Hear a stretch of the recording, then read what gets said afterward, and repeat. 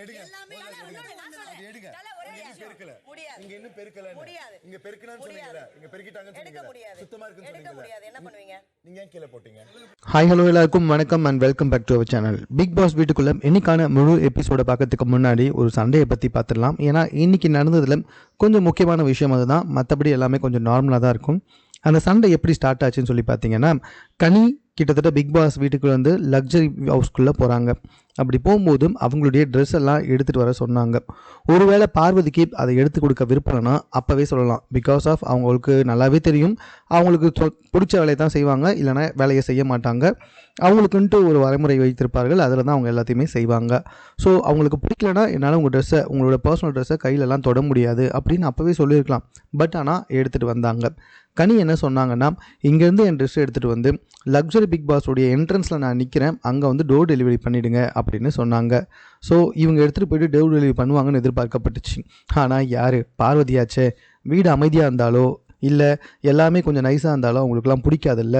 எல்லாருமே வந்துட்டு தனுஷ் சொல்லுவார்ல புதுப்பேட்டை படத்தில், அப்படியே மவுண்ட் ரோட்டில் கத்தி வச்சுட்டு ஓடணுன்ட்டு, அந்த மாதிரி இருந்தால் தானே பார்வதிக்கு பிடிக்கும். அதனால் எடுத்துகிட்டு போயிட்டு அந்த இடத்துல கனி கையை நீட்டி தேங்க்யூ பாரு அப்படின்னு சொல்லி தான் அந்த ட்ரெஸ்ஸை கேட்குறாங்க. ஆனால் எடுத்துகிட்டு வந்து கீழே தரையில் போட்டு அவங்க பாட்டு தரையில் வச்சுட்டு போயிட்டாங்க. எனக்கு புரியல, நீங்கள் அங்கேருந்து ட்ரெஸ்ஸை எடுத்துகிட்டு வந்தீங்க, கனி நின்றுக்கிட்டு இருக்காங்க, கையை நீட்டி தேங்க்யூ பாருன்னு சொல்லி அதை வாங்கிறதுக்கும் ரெடியாக இருக்காங்க. அவங்க கையில் கொடுத்துட்டு வரதுக்கு அப்படி என்ன பாருவுக்கு வந்துட்டு விரோதம் எனக்கு புரியவே இல்லை. ஜஸ்ட்டு கையில் கொடுத்துட்டு வந்தால் முடிஞ்சிச்சு, பிரச்சனையே இல்லையே. ஆனால் அதை விட்டுட்டு கீழே போட்டு அதுக்கும் வந்துட்டு ஏன் இவ்வளோ பேர் சப்போர்ட் பண்ணுறீங்கன்னு எனக்கு புரியல. சூப்பர் பாரு, பாரு கிரேட், இதில் என்ன கிரேட்டான விஷயம் இருக்குது? ஒரு ட்ரெஸ்ஸை எடுத்துகிட்டு வர சொன்னாங்க, அவங்களும் எடுத்துகிட்டு வந்தாங்க. தேங்க்யூ பாருன்ட்டு அவங்க அந்த சைடில் நின்று அதை ரிசீவ் பண்ணுற ரெடியாக இருக்கும்பொழுது அதை கீழே வச்சுட்டு என்னை டோர் டெலிவரி தான் பண்ண சொன்னாங்க, கையிலலாம் கொடுக்க சொல்லலன்னு சொல்கிற ஒரு ஆளுக்கு எப்படி எல்லாமே வந்துட்டு பாரு கிரேட் சொல்கிறாங்கன்ட்டு சுத்தமாக புரியவே இல்லை. இந்த அளவுக்கு ஒரு உச்சக்கட்ட திமிரு, அகந்தாபம், எல்லாருமே வந்துட்டு தனக்கு கீழே ஏதாச்சும் சண்டை போட்டுக்கிட்டே இருப்பேன், நான் இப்படி தான் அப்படின்னு சொல்கிறதுல தயவு செஞ்சு பார்வதி கிட்டே சொல்ல போகிற ஒரே விஷயம் என்னென்னா, பெரியார் பேத்தின்லாம் சொல்லாதீங்க. பெரியார் உயிரோடு தான் அந்த கட்டையை வச்சு பார்வதியை வந்துட்டு அடிச்சே கொண்டுடுவார். அந்த அளவுக்கு அவ்வளோ கேவலமான வேலைகளை பிக் பாஸ் வீட்டுக்குள்ளே பண்ணிக்கிட்டு இருக்காங்க பார்வதி. சரி, அதுக்கப்புறமா அதை விடுவாங்களா? விடுற மாதிரியே கிடையாது. அந்த இடத்துல இங்கே கேப்டனாக இருக்க பிரவீன் வந்துட்டு கேட்குறாரு, பார்வதி நீ பண்ணது தப்பு. ஏன், பார்வதியோட சப்போர்ட் பண்ணிக்கிட்டு இருக்க வினோத் இருக்கார்ல, அவருமே வந்து சொல்கிறாரு, நீ பண்ணது தப்பு பார்வதி. அவங்க நின்று பார்வதி நன்றிமான்னு சொல்லிட்டு கையை நீட்டிருந்தாங்க, ஆனால் நீ கீழே வச்சுட்டு போன, நீ பண்ணது தப்புன்ட்டு வினோத்துமே சொல்கிறாரு. ஏன் பிரவீனுமே இதை வந்து சொல்கிறாரு. பார்வதியை பொறுத்த வரைக்கும் 10 பேர் வந்துட்டு ஒன்றா நம்மளை வந்து அட்டாக் பண்ணுறாங்க அப்படின்ற ஒரே ஒரு மைண்ட் செட் தான். காட்டு பூட்ட அளவு கூட பார்வதிக்கு மூளையே கிடையாது. நம்ம பண்ணுறது தப்பு அப்படின்றது பார்வதி ஏற்றுக்கவே மாட்டாங்க. நம்ம அந்த இடத்துல பண்ணது தப்பு இல்லை, அதை யோசிக்கவே மாட்டாங்க. ஆனால் இவங்க பாரு என்ன தான் டார்கெட் பண்ணுறாங்க அப்படின்னு சொல்லிட்டு மக்கள்கிட்ட வந்துட்டு எடுத்துகிட்டு போய் சேர்க்குறது. அதாவது என்னை பாருங்கள், இந்த 11 பேரும் சேர்ந்து என்னை வந்துட்டு டார்கெட் பண்ணிகிட்டு இருக்காங்க, எனக்கு ஒன்றுமே புரியல. 11 பேர் சும்மா இருக்கவன், ஒருத்தன் தான் கொலை பண்ணவனை தான் பிடிச்சி ஜெயிலில் போடுவாங்க. சும்மா அந்த 11 பேரையா ஜெயிலில் போடுவாங்க? பார்வதிக்கு இந்த மாதிரி கொஞ்சம் கூட மூளையே கிடையாது. சரி, பார்வதிக்கு தான் அப்படின்னா பார்வதி கூட இருக்க கமருதீனுக்கும் மூளையே கிடையாது. கமருதீனும் வந்துட்டு சம்மந்தமே இல்லாமல் சப்போர்ட் பண்ணிட்டு உட்காந்துக்கிட்டு இருக்காரு. எல்லாத்த விட ரொம்ப கிளியராக வந்துட்டு தெளிவாக சொல்லிகிட்டே இருக்காங்க அவங்கக்கிட்ட, ஆனால் கேட்குற மைண்டே கிடையாது. இந்த இடம் கிளியராக தானே இருக்குது, நான் இங்கே வச்சதில் என்ன தப்புன்றாங்க. ஏமா, உன் முன்னாடி ஒருத்தரங்க தேங்க்யூ பார்வதின்னு சொல்லி அந்த ட்ரெஸ்ஸை வாங்க, அவங்க ட்ரெஸ்ஸை வாங்க ரெடியாக இருக்கும்போது அதை நீ கீழே வச்சுட்டு எவ்வளோ கேவலமாக பேசி உட்காந்துட்ருக்க. ரெண்டாவது, அந்த இடத்த வந்துட்டு பெருக்கவே இல்லை. இதை பிரவீன் தட்டி கேட்குறான்னு சொன்னோன்னே, நீ ஏன் முதல்ல என்னை டச் பண்ணி பேசுகிற, முதல்ல டிஸ்டன்ஸை மெயின்டைன் பண்ணி பேசு அப்படின்னு சொல்லிட்டு தலைவரையே வந்துட்டு எடுத்து பேசுது. முடியாது, பண்ண முடியாது, என்ன செய்வ, பண்ண முடியாது, என்ன செய்வ, இப்படிப்பட்ட ஒரு கேவலமான அட்டிடியூட் காட்டுற ஒரு பொம்பளையை எப்படி வந்துட்டு பல பேர் சப்போர்ட் பண்ணுறாங்க அப்படின்றது தான் என்னுடைய மிகப்பெரிய கொஸ்டின் மார்க் இருக்குது. பல பேர்லாம் கிடையாது, அது ஆக்சுவலாக பிஆர் தான். ஏன்னா பார்வதிக்கெலாம் சுத்தமாக ஓட்டிங் வர்றது கிடையாது. அன்அஃபிஷியல் ஓட்டிங்கில் வந்தாங்க ஃபர்ஸ்ட் வீக்கில், அப்போவே பார்க்க முடிஞ்சுது. 7 பேரில் பார்வதி 5வது இடத்துல இருந்தாங்க. ஸோ பார்வதிக்கு ஓட்டிங்லாம் கிடையாது, பிஆரை வச்சு இந்த மாதிரி கேவலமான வேலையெல்லாம் பண்ணிக்கிட்டு உட்காந்துக்கிட்டு இருக்கிறது. அதுக்கப்புறம் பாருங்களேன், என்ன ஆனாலும் பண்ணவே முடியாது அப்படின்னு சொல்கிறது. ஆப்போசிட்டில் இருக்க கனியை ஏன்னு சொல்ல ஆரம்பித்தது முதல்ல அவங்க தான். இந்த வீட்டில் யாருமே பார்வதியை வந்துட்டு தப்பாக ஏன்னு கூட யாருமே சொன்னது கிடையாதுங்க. ஆனால் இந்த பொம்பளை பார்வதி இருக்கே, அது மட்டும் எல்லாருமே ஏய் அப்படின்னு கேட்குறது என்ன இது? ஆமாம், நீ சாரி கேட்டு தான் ஆகணும். பிகாஸ் ஆஃப் இந்த இடத்துல நான் கனிக்கு சப்போர்ட் பண்ணேன்னு நினச்சிங்கன்னா பண்ணு. ஆமாடா, அப்படி தான் பண்ணுறேன், கனிக்கு தான் சப்போர்ட் பண்ணுன்னு வச்சுக்கோங்களேன்.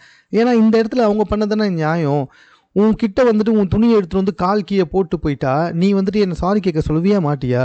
ஆமாம் தானே, அதானே ரியலான ப்ராக்டிக்கலான ஒரு மனுஷன் பண்ணுறது அதானே. நீ தப்பும் பண்ணுவேன், அதை ரியலைஸும் பண்ண மாட்டேன், சாரி கேட்க சொன்னாலும் கேட்க மாட்டேன், அந்த துணியை எடுத்து கையில் கொடுன்னு சொன்னாலும் கொடுக்க மாட்டேன் அப்படின்னு சொன்னால் தமிழ் சினிமாவில் வந்துட்டு சூப்பராக ஒரு காட்சிகள் வரும். அதாவது ஒரு விஷயத்தை கையில் கொடுக்கும்போது கீழே தூக்கி போட்டு போயிடுவாங்க. உடனே ஹீரோ என்ன பண்ணுவார், கையில் எடுத்துக்கிறான்னு சொல்லுவாங்க. அந்த ஹீரோவுக்கு நம்ம வந்துட்டு கிளாப் பண்ணுவோம். ஆனால் இங்கே வந்துட்டு பார்வதி அதே வில்ல மாதிரி தான் பண்ணுறாங்க. ஆனால் எதுக்காக பார்வதிக்கு தேவையில்லாமல் வந்துட்டு ஃபயர் விட்டு அலைஞ்சிட்டு இருக்காங்க அப்படின்றது சுத்தமாக புரியவே இல்லை. இது ஒரு பக்கம் இருக்க, அதுக்கப்புறமா பிரவீனே கூப்பிட்டு வந்துட்டு சால்வ் பண்ணலான்னு பார்த்தாலும் கடைசியில் ஏன்னா இவங்களுக்கு தெரிஞ்சிச்சு இவங்க தப்பான எப்போவுமே பார்வதி இப்படி தாங்க, ரொம்ப ரொம்ப கேவலமான ஒரு பொம்பளை. அதாவது ஒரு தப்பு, அதாவது ரொம்ப தப்பு, அது பயங்கரமான தப்பு, அது சத்தியமாக அவங்களுக்குமே தெரியும். ஆனால் எதுவுமே நடக்கலைன்னா எப்படி கேமராவில் நம்ம மூஞ்ச காட்டுறது, எப்படி ப்ரொமோ எடுத்துகிட்டு வர்றது, எதுவுமே இல்லாமல் இருக்கிறதுக்கு தப்பான ப்ரொமோஷன் பரவாயில்ல அப்படின்றதுனால தான் இந்த நெகட்டிவான ப்ரொமோஷனுக்கு வந்துட்டு பார்வதி அவ்வளோ லைக் பண்ணுறாங்க. எல்லாமே பார்வதி தெரிஞ்சு தான் பண்ணுறாங்க, இல்லைன்னா சொல்ல முடியாது. ஆனால் இது எல்லாமே ஒரு கட்டத்துக்கு மேலே திகட்டுன்றது அவங்களுக்கு எப்போ தெரியும் தெரியல. ஒரு சின்ன தப்பு மக்கள் எல்லாமே காரி துப்பி ஏன் வீட்டிலேருந்து ரெட் கார்டு கொடுத்து அனுப்பிச்சி விட்ருவாங்க. அந்தளவுக்கு தான் பார்வதி ஒஸ்ட்டாக பண்ணிக்கிட்டு இருக்காங்க. கடைசியாக வந்துட்டு சாரி கேட்டுட்டு ராஜமாதா அப்படின்ற மாதிரி வேறு திமுறா பேசிகிட்டு இருந்தாங்க கனியை பார்த்து. கனி என்ன பண்ணாங்க, என் பர்மிஷன் இல்லாமல் என்னை இந்த மாதிரிலாம் வந்துட்டு பேர் வச்சு கூப்பிட்டுன்னு வச்சுக்கோயேன், அதுக்கப்புறம் நல்லா இருக்காதுன்னு சொன்னோன்னா அப்படியே மாறிடுச்சா. அப்படியே மாறிட்டு கனி திரு அப்படின்னு சொல்லிட்டு சுற்றிக்கிட்டு உட்காந்துருக்கு. செக், இந்த மாதிரி கேவலமான ஒரு லேடி என் லைஃப்பில் நான் பார்த்ததே கிடையாது. ஸோ எனக்கு அப்படி தாங்க தோணுச்சு. சரி, இன்னைக்கான எபிசோடுக்கு வரலாமா? அதாவது கமருதீன் வந்துட்டு துஷார் கிட்ட சாரி கேட்டது உண்மையிலேயே ரொம்ப நல்லா இருந்துச்சு. கமருதீன் இதே வழியில் போனான்னு வச்சுக்கோங்களேன், ரொம்ப சூப்பராக இருக்கும், செம்மையாக இருக்குங்க. துஷார் கிட்ட வந்துட்டு அன்னைக்கு மட்டும் எனக்கு என்ன ஆச்சுன்னு தெரியல, ஸோ அது ஒரு மாதிரி எல்லை கடந்து போயிடுச்சு. ஸோ ஓகே அப்படின்ற மாதிரி எடுத்துகிட்டு போனார். சூப்பர், கரெக்டாக இருந்துச்சு. இதை கண்டிப்பாக கமருதீன் செஞ்சுருக்கணும், அதை கரெக்டாக செஞ்சார் போல. உண்மையிலே கமருதீனுக்கு அதுக்கு ஹேண்ட்ஸ் ஆஃப். அப்புறமா வீட்டுத்தலை டாஸ்க்கு கொடுக்கப்பட்டுச்சு. இந்த வீட்டுத்தலை டாஸ்க் எப்படின்னு சொல்லி பார்த்தீங்கன்னா, 2 போர்ட் கொடுக்கப்பட்டிருக்கு. அதில் வந்துட்டு வெல்க்ரோ கொட்டப்பட்டிருக்கு, கிட்டத்தட்ட செருப்பு மாதிரி, இல்லை வெல்க்ரோ தான் அது. ஸோ 2 காலையுமே அந்த வெல்க்ரோவில் வந்துட்டு கட்டிக்கணும். ஸோ அதுக்கப்புறமா யாருடைய கால் முதல்ல அதுலேருந்து வெளியே வருது அப்படின்றது வெளியேற்றப்படுவார்கள். யாருடைய கால் கடைசி வரைக்குமே அந்த வெல்க்ரோலேயே இருக்குது, அந்த போர்டோடு சேர்ந்துருக்கு, அவங்க தான் வந்துட்டு வீட்டுத்தலை. இதில் கலந்துக்கிட்ட 3 பேர் யாருன்னா பிரவீன் மற்றும் விக்ரம், கனி, இந்த 3 பேருமே கலந்துக்கிட்டாங்க. கனி மற்றும் விக்ரம் இவங்க 2 பேருமே தோத்துட்டாங்க. பிரவீன் தான் ஜெயிச்சார். இந்த டாஸ்க் கொஞ்சம் கஷ்டமானதான், ஒருத்தருக்கு ஒருத்தர் பயங்கரமாக தள்ளி விட்டுக்கணும். ஸோ பிரவீனுக்கு ரொம்ப ஈஸியாக இருந்துச்சு, பிகாஸ் ஆஃப் பிரவீன் நடுவில் இருந்தார். ஸோ அதனால் அவருக்கு ரொம்ப ஈஸியாகிடுச்சு. ஸோ அவங்க 2 பேருமே வந்துட்டு தள்ளி விட்டு ஸோ பிரவீன் வந்துட்டு இந்த வீட்டுக்கான கேப்டன் ஆனார். பிரவீன் பயங்கரமான பில்டப் ஆள் போல் இருக்குது, என்னன்னு தெரில, பரேட்லாம் எடுக்கிறாப்பில், ஆர்மி பரேடுன்ற மாதிரி. அது ஆக்சுவலாக வந்துட்டு லெஃப்ட் ரைட்னு சொல்லல, அவர் அந்த அட்டென்ஷன் ஸ்டாண்டர்டிஸ் அப்படின்றத வந்துட்டு சொல்கிறாரு. ஸோ அதுக்கு வந்துட்டு எல்லாருமே எழுந்து பேச வைக்கிறாரு. 2வது வந்துட்டு புதுசாக ரூல்ஸ் போடுறாரு. ஷேம் கார்னர் சொல்லிட்டு ஒரு இடம்லாம் வச்சுக்கிட்டு இருக்காரு.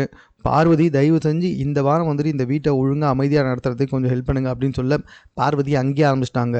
சரி, ஷேம் கார்னர்னா என்னது, ஒருத்தர் இது பண்ணுறதுக்கு இன்னொருத்தரை கார்னர் பண்ணுவீங்களே, அதை எப்படி, அது இதுன்னு சொல்லிட்டு ஏகப்பட்ட கேள்வி கேட்டு பிரவீன் அதில் திணறடிக்கிறாங்க. ஸோ பிரவீன் ஒரு வழியாக வந்துட்டு டீமை பிரித்து முடிக்கிறாரு. ஸோ லக்ஸுரி டீம் ஒர்க்கர்ஸ்க்கு வந்துட்டு என்ன பண்ணுறாங்கன்னா, லக்ஸுரி டீமுக்கு 2 ஒர்க்கர்ஸு பிக் பாஸ் ஹவுஸ்லேருந்து போவாங்கல்ல, ஸோ அதுக்கு வந்துட்டு கெமி அண்ட் கமருதீனை தேர்ந்தெடுக்கிறாங்க. பிகாஸ் அவங்க 2 பேர் தான் வந்துட்டு இன்னும் அங்கே ஒர்க்கராக வரலையாம், அதனால் அந்த விஷயத்தை தேர்ந்தெடுக்கிறாங்க. எஃப்ஜேக்கும் திவாகருக்கும் ஒரு ஃபைட்டே வருது. எதுக்காக அப்படின்னு சொல்லி கேட்டிங்கன்னா, எஃப்ஜே என்ன சொல்கிறான்னா திவாகரை பார்த்து, ஏன்னா இங்கே பாருண்ணா, நீ எப்போவுமே ஒன்று இங்கே ஒர்க்கர்னு வந்தாங்கன்னா நீ வந்துட்டு அவங்கள கூப்பிட்டு போயிட்டு இந்த ரீல்ஸ் எடுக்கிறது மட்டும் பண்ணாமல் கொஞ்சம் வேலையும் கொடுனா அப்படின்னு சொல்கிறாங்க. எனக்கு என்னவோ அது ரொம்ப கரெக்டான பாயிண்ட் மாதிரி தான் தெரியுது. ஸோ அந்த இடத்துல புரிஞ்சிக்காமல் திவாகர் கொஞ்சம் கத்தாட ஆரம்பிக்கிறாரு. என்ன ரீல்ஸ் எடுக்கக்கூடாதுன்னு சொல்கிறதுக்கு யாருக்குமே இங்கே உரிமை இல்லை அப்படி இப்படின்ட்டு. உடனே எஃப்ஜேவும் என்ன பண்ணுறாருன்னா, ஐயோ அண்ணே, நான் அவங்கள வந்து ரீல்ஸ் எடுக்க வேணான்னு சொல்லலை, எடுங்க அண்ணே, ஆனால் வேலையும் கொடுங்க அண்ணே அப்படின்ற மாதிரி வந்துட்டு சொல்கிறாரு. அங்கே ஒரு சின்ன சலசலப்பு வந்துச்சு. அதுக்கப்புறமா என்ன ஆச்சுன்னா, பிக் பாஸ் வந்துட்டு ஒரு ஆஃபரை எடுத்துகிட்டு வந்து வைக்கிறாரு. வினோத், இப்போ நீங்கள் கேப்டனாக இருக்கீங்களா, கேப்டனாகவே இருக்கலாம், அப்படி இல்லைனா நீங்கள் லக்ஸரி பிக் பாஸ் வீட்டுக்கு போகலாம், இது 2த்துல ஏதாவது ஒன்று தான் அப்படின்னு சொன்ன உடனே வினோத் என்ன பண்ணிட்டாருன்னா, நான் கேப்டனாகவே இருந்துக்கிறேன் அப்படின்ற மாதிரி வந்து சொல்லிட்டாரு. சரி, அப்போ நீங்கள் கேப்டனாகவே இருக்கீங்கன்னா உங்களுடைய லக்ஸரி பிக் பாஸ் வீட்டுக்கு போகிற ஒரு பதவியையும் உங்களுடைய ஃப்ரீ நாமினேஷனையும் யாருக்கு கொடுக்குறீங்க அப்படின்னு சொன்னதுக்கு அவர் கனியை சொல்கிறாரு. ஸோ இதன்படி தான் கனி அவர்கள் லக்ஸரி ஹவுஸ்க்கு போகிறாங்க. அவங்களுக்கு ஃப்ரீ நாமினேஷனுமே கிடைக்குது. ஸோ கனிக்கு வந்துட்டு இந்த வாரம் ஃப்ரீ நாமினேஷனும் கிடைச்சிச்சு, லக்ஸரி ஹவுஸ்க்கும் போயிட்டாங்க. இதுக்கப்புறமா ஸ்வாப்பிங் டாஸ்க்கும் நடக்குது. ஸ்வாப்பிங் டாஸ்க் எப்படின்னா, பிக் பாஸ் வீட்டிலேருந்து ஒருத்தர் லக்ஸரி ஹோமுக்கு போவாங்க, லக்ஸரி ஹவுஸ்லேருந்து ஒருத்தவங்க பிக் பாஸ் ஹவுஸ்க்கு வருவாங்க. ஸோ இந்த ஸ்வாப்பிங் டாஸ்க் என்ன அப்படின்னு சொல்லி பார்த்தீங்கன்னா, அதாவது ஒரு எல்இடி திரை வைக்கப்பட்டிருக்கு. அந்த திரையில் வந்துட்டு சில சிம்பிள்ஸ் மாதிரி இருக்குது. அந்த சிம்பிள்ஸை வந்துட்டு 2 வீட்டாருமே செஞ்சு காட்டணும். அதாவது மனுஷங்களை வச்சு அவங்களே வச்சு அந்த சிம்பிள்ஸை வந்துட்டு க்ரியேட் பண்ணணும். இதில் பிபிலேருந்து 8 பேரும் லக்ஸரியிலேருந்து 8 பேரும் கலந்துக்கிட்டாங்க. ஸோ அதன்படி வந்துட்டு அந்த சிம்பிள்ஸை அதிகமாக கரெக்டாக உருவாக்குனது யாருன்னு பார்த்தீங்கன்னா BB house. So BB house ஜெயிச்சதுனால ஸ்வாப்பிங் இருந்துச்சு. ஸோ பிக் பாஸ் வீட்டுக்குள்ளேருந்து நம்ம கலையரசன் அவர் வந்துட்டு லக்ஸரி ஹவுஸ்க்கு போகிறாரு. லக்ஸரி ஹவுஸ்லேருந்து நான் 3 வாரம் இங்கே இருந்துட்டேன், ஸோ இதுக்கப்புறம் நானே போய்க்கிறேன் அப்படின்னு சொல்லி சுபிக்ஷா அவர்கள் இந்த பக்கம் வந்துட்டாங்க. இது மட்டும் இல்லாமல் சுபிக்ஷா கிட்ட ஒரு நாமினேஷன் ஃப்ரீ பாஸ் ஒருத்தவங்களுக்கு கொடுக்குற அதிகாரமும் இருக்குது. அதை எப்போ யார் கொடுக்கணும்னு சொல்லிட்டு பிக் பாஸ் வந்துட்டு சொல்கிறேன்னு சொல்லியிருக்காரு. ஸோ இப்போ பார்த்தீங்கன்னா நாமினேஷன் ப்ராசஸ் நடக்குது. இந்த நாமினேஷன் ப்ராசஸ் வந்து பார்த்திங்கன்னா கிட்டத்தட்ட யாரெலாம் இல்லைனா கனிக்கு ஃப்ரீ நாமினேஷன் இருக்குது. ஸோ அவங்க வந்துட்டு நாமினேட் பண்ண முடியாது. அதே மாதிரி லக்ஸரி பிஸ் பாக்ஸில் இருக்கவங்களுக்கு 2 பேருக்கு ஃப்ரீ நாமினேஷன் இருக்குது. அந்த 2 பேராக வந்துட்டு அவங்க தேர்ந்தெடுத்தது சபரி மற்றும் எஃப்ஜே. ஸோ அவங்க 2 பேரையுமே நாமினேட் பண்ண முடியாது. அந்த போட்டியில் அதாவது அந்த இந்த ஜூஸ் ஃபேக்ட்ரி போட்டியில் ஜெயிச்சாங்கல்ல சுபிக்ஷா, ஸோ அவங்களையும் வந்துட்டு நாமினேட் பண்ண முடியாது. இந்த வாரத்துக்கான கேப்டனாக இருக்க பிரவீனையுமே நாமினேட் பண்ண முடியாது. ஸோ இதுலேயே கிட்டத்தட்ட 5 பேர் வந்துட்டாங்க. இதுக்கப்புறமா வீட்டுக்குள்ளே இருக்கிறது 11 பேர் தான். அந்த 11 பேருக்குள்ளே தான் நாமினேஷனுமே நடக்கும். சுபிக்ஷாவுடைய பவர் கடைசியில் தான் வந்துட்டு தெரிய வரும். ஸோ இப்போ நாமினேஷன் போயிட்டு வந்துக்கிட்டு இருக்காங்க. ஒவ்வொருத்தராக உள்ளே போயிட்டு மேக்ஸிமம் சொன்னது யாருன்னு சொல்லி பார்த்தீங்கன்னா கமருதீனை தான். பிகாஸ் ஆஃப் கமருதீனை பார்த்தா பயமாக இருக்குது, அவர் ரொம்ப வயலண்ட்டாக இருக்கார், அடிக்க வராருன்ற மாதிரிலாம் கூட சுபிக்ஷா வந்து சொல்கிறாங்க. கையை ஓங்கிட்டு வராரு, சம்மந்தமே இல்லாமல் பேசி சண்டை இழுக்கிறாரு, பார்வதிக்கு தப்பு எது சரி எதுன்னு தெரியாமல் கண்மூடித்தனமாக சப்போர்ட் பண்ணிக்கிட்டு இருக்காரு. இப்படி பல விஷயங்களுக்காக வந்துட்டு கமருதீனை வந்துட்டு நாமினேட் பண்ணப்பட்டிருந்தார். இது எல்லாமே உண்மை தான். இதெல்லாம் கேங்காக எடுத்துக்க முடியாது. பிகாஸ் ஆஃப் அவர் பண்ணுறது பயங்கரமான தவறுகளில். ஸோ எனக்கு அது உண்மையாக தான் தெரியுது. கேங்காக இருக்காங்கன்னா அவங்க கேங்கில் இருந்து இப்போ வரைக்கும் யாருக்கு யார் சப்போர்ட் பண்ணாங்க? கனிக்கு இது வரைக்கும் அந்த ஃபைட்டில் யாருமே சப்போர்ட் பண்ணவே போகல. நோட் பண்ணி பார்க்கணும். ஸோ இந்த மாதிரி வந்துட்டு பார்த்தீங்கன்னா கேங்குன்ட்டு எனக்கு தெரிஞ்சு இல்லை. அன்பு கேங்குன்னு சொல்லிட்டு ஒன்று இருக்குன்னா எனக்கு கொஞ்சம் டவுட்டாக தான் சொல்லுவேன். பிகாஸ் ஆஃப் சபரி ஒன்றும் கேங் ஃபார்ம் பண்ணுற மாதிரிலாம் தெரில. நல்லவனாக நடிச்சுக்கிட்டு இருக்கான். கனியும் நல்லவங்களாக நடிக்கிறாங்க. கேங் ஃபார்ம் பண்ணுற மாதிரி தெரில. அவன் விளையாட்டு தான் விளையாட்டுருக்கான். அதே மாரி கேங்குன்னு சொல்லணும்னா ரொம்ப கஷ்டப்பட்டு தான் சொல்லணும். இவங்க சைடும் கேங் இருக்குது. பார்வதி, கமருதீன், வினோத். ஸோ அந்த சைடும் கேங் இருந்துச்சு. பார்வதி ஒரு கேங் உருவாக்க ட்ரை பண்ணாங்க. பட் பாவம் அவங்களால முடியல. அன்பு கேங்கு கொஞ்சம் லைட்டாக விலகி இருக்குது. பட் ஆனால் கூடிய சீக்கிரத்தில் மேபி கேங்காக ஃபார்ம் ஆகிறதுக்கு வாய்ப்பும் இருக்குது. அது வைல்ட் கார்ட் என்ட்ரியை பேஸ் பண்ணி தான் தெரியவே வரும். சரி, இதுக்கப்புறம் பார்த்திங்கன்னா நாமினேஷன் ப்ராசஸை பொறுத்த வரைக்கும் எல்லாருமே நம்ம கமருதீன் மற்றும் நம்ம பார்வதியை சொன்னாங்க, வினோத்தையும் சொன்னாங்க, கலையரசனையும் சொன்னாங்க, அரோராவையும் சொன்னாங்க. ஸோ 5 பேர் நாமினேஷனில் வந்தாங்க. அந்த 5 பேர் யாருன்னு ஆல்ரெடி சொல்லிட்டேன். ஸோ கமருதீன், பார்வதி, வினோத், கலையரசன் மற்றும் Aurora. So we all know about that யார் போவாங்கன்னு சொல்லிட்டு கண்டிப்பாக அரோரா தான் போவாங்கன்னு எதிர்பார்க்குறேன். வெயிட் பண்ணி பார்ப்போம். தென் அது முடிஞ்சதுக்கப்புறமா என்ன ஆச்சுன்னு சொல்லி பார்த்தீங்கன்னா சுபிக்ஷாவுடைய பவர். சுபிக்ஷா கிட்ட ஒருத்தருக்கு வந்துட்டு ஃப்ரீ நாமினேஷன் கொடுக்கலாம் அப்படின்ற மாதிரி இருந்துச்சுல. ஒருவேளை அவங்க பார்வதி கொடுத்துருந்தா பார்வதி நாமினேஷன்லேருந்து வெளியே போயிருந்திருப்பாங்க. ஆனால் அவங்க பார்வதிக்கு கொடுக்கல. ஸோ பார்வதி நாமினேஷனில் தான் இருக்காங்க. வியானாவுக்கு அவங்களுடைய ரைட்ஸை கொடுத்துருக்காங்க. அதாவது ஃப்ரீ நாமினேஷனை கொடுத்துருக்காங்க. ஆனால் வியானாவை யாருமே உள்ளே சொல்லவே இல்லை. ஆனால் இவங்க போயும் ஃப்ரீ நாமினேஷனை வந்துட்டு வியானாவை கொடுத்ததுனால அந்த நாமினேஷனே வேஸ்ட்டுன்னு தான் சொல்லணும். அந்த நாமினேஷன் ஃப்ரீ பாஸே வேஸ்ட்டுன்னு தான் சொல்லணும். ஸோ பார்வதி அங்கேயே கொஸ்டின் கேட்குறாங்க சுபிக்ஷாவை பார்த்து. சுபிக்ஷா, நீ எனக்கு வந்துட்டு ஃப்ரீ நாமினேஷன் கொடுக்குறேன்னு சொன்னேன், ஆனால் எதுக்காக கொடுக்கல அப்படின்ற ரீசன் எனக்கு இப்போ சொல்லு அப்படின்னு சொல்ல, அதுக்கு வந்துட்டு நான் இந்த இது முடிஞ்சதுக்கப்புறம் சொல்கிறேன் அப்படின்னு சொல்லிட்டாங்க. பட் ஆனால் அதுக்கப்புறம் அதை பார்வதி பெருசாக எடுத்துக்கவே இல்லை. பிகாஸ் ஆஃப் அதை விஜய் சேதுபதியே வந்துட்டு பேசிட்டார்ல. ஸோ அதனால் வந்துட்டு அதை பற்றி பார்வதியால் பேச முடியாமல் போயிடுச்சு அப்படின்னு தான் நான் நினைக்கிறேன். அஃப்கோர்ஸ் நல்லாவே தெரியும் பார்வதியை பொறுத்த வரைக்கும் அவங்க ஒரு விஷயத்த பண்ணலாம், அதே விஷயத்த அவங்களுக்கு வேறு யாராச்சும் பண்ணால் அது மிகப்பெரிய துரோகம், குற்றமாக பார்ப்பார்கள். அதனால் வந்துட்டு பார்த்திங்கன்னா என்னை 7 பேர் குத்திருக்கானுங்க, உன்னை பாடுறா 10 பேர் குத்திருக்காங்கன்னு சொல்லிட்டு கமருதீன் ஒரு பக்கம் தூண்டி விட்டு இவங்களும் ஒரு பக்கம் பயங்கரமாக வந்துட்டு காண்டாகிறாங்க. அது மட்டும் இல்லை, இவங்க சொன்ன ஒரு வார்த்தை பீஸ்ஃபுல்லாக இருக்கணுமா, பீஸ்ஃபுல்லாக இருக்கிறதுக்கு என்ன பிக்னிக் கடை வந்திருக்கீங்க, மூஞ்சிய மண்டையம் பாரு அப்படின்ற மாதிரி சொன்னாங்க. எல்லாமே ரொம்ப நல்லா தான் இருக்குது பார்வதி. பட் ஆனால் 24 மணி நேரமும் சண்டை மட்டுமே போட்டால் அதுவுமே எரிச்சலாக தான் வரும். 24 மணி நேரம் பீஸ்ஃபுல்லாக இருந்தால் அதுவுமே எரிச்சலாக தான் வரும். நாங்கள் உங்களை குரல்லாம் சொல்லலை, நீங்கள் பண்ணுறத கொஞ்சம் கம்மி பண்ணிக்கோங்க. தேவையில்லாமல் அன்வான்டாக சண்டை க்ரியேட் பண்ணாமல் தேவைக்கு மட்டும் க்ரியேட் பண்ணாலே பிக் பாஸில் சண்டைக்கு பஞ்சம் இருக்காது.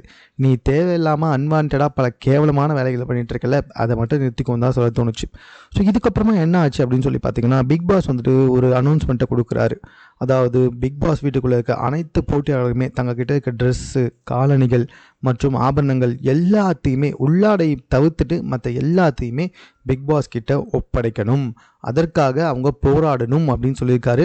ஏன் டூத் ப்ரஷ்ஷை கூட வாங்கிட்டாரு, சோப்பு கூட வாங்கிட்டாரு, ஷாம்புமே வாங்கிட்டாரு. ஸோ இப்படி ஒவ்வொரு விஷயத்துக்காகவும் தற்போது வந்துட்டு பிக் பாஸ் கிட்ட போராடணும்னா எந்த மாதிரி? எல்லாத்துக்கும் ஏதாவது பிக் பாஸ் டாஸ்க் கொடுப்பாரா? அப்படி இல்லைனா எல்லாத்துக்குமே வந்துட்டு ஏதாவது ஒரு காமன் டாஸ்க் மாதிரி இருக்குமா அப்படின்றது ரொம்ப குழப்பமாகவே இருக்குது. பட் எல்லாருக்குமே வந்துட்டு ஒரு காஸ்டியூம் கொடுத்துருக்காரு. ஸோ ஒரு யூனிஃபார்ம் மாதிரி கொடுத்துருக்காங்க. அந்த யூனிஃபார்ம் போட்டு தான் உள்ளே இப்போதைக்கு எல்லாருமே இருக்காங்க. யாருக்குமே வந்துட்டு அவங்களோட பர்சனல் ட்ரெஸ் எதுவுமே இல்லை, எல்லாத்தையுமே எடுத்துகிட்டு போயிட்டாரு.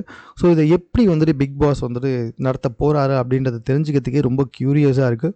ஸோ வெயிட் பண்ணி பார்க்கலாம். மேலும் இது போன்ற செய்திகளை உடனுக்குடன் தெரிந்து கொள்வதற்கு சென்னை சேனலை சப்ஸ்கிரைப் பண்ணுங்கள். இது குறித்த உங்களுடைய கருத்துக்கள் எதுவாக இருந்தாலும் கமெண்ட்டில் நீங்கள் பதிவு செய்யலாம்.